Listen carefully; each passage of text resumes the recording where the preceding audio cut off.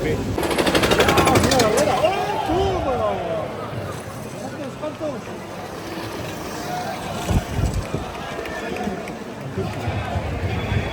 La amarilla, ¿ves? Con la bandera amarilla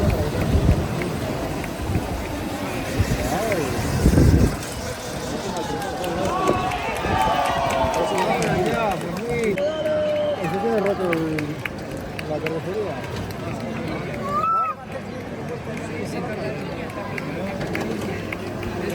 También este cuchillo, con los polvos de...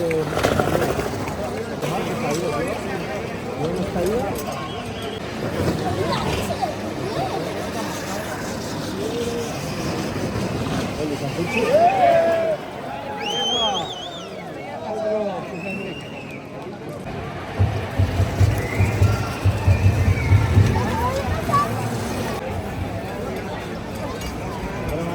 No se puede adelantar, porque hay un peligro, no puede ir rápido porque hay un peligro. Entonces avisan con bandera, sería pasado.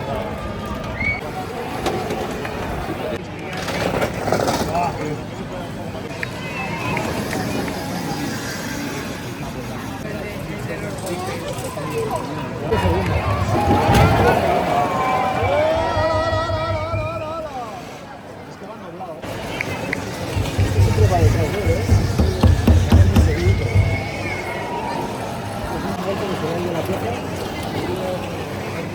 Ah, que él es el que se muere.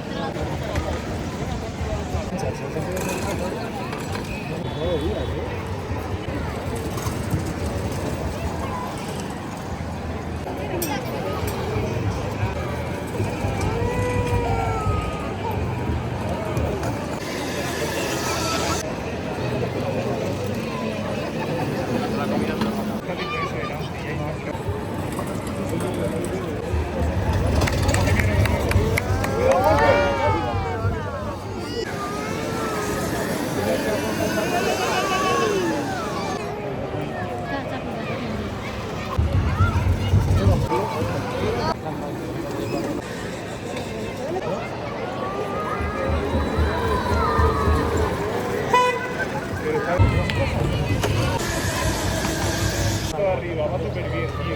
Tiene que sustituir batería, ¿eh? ¡Jorge!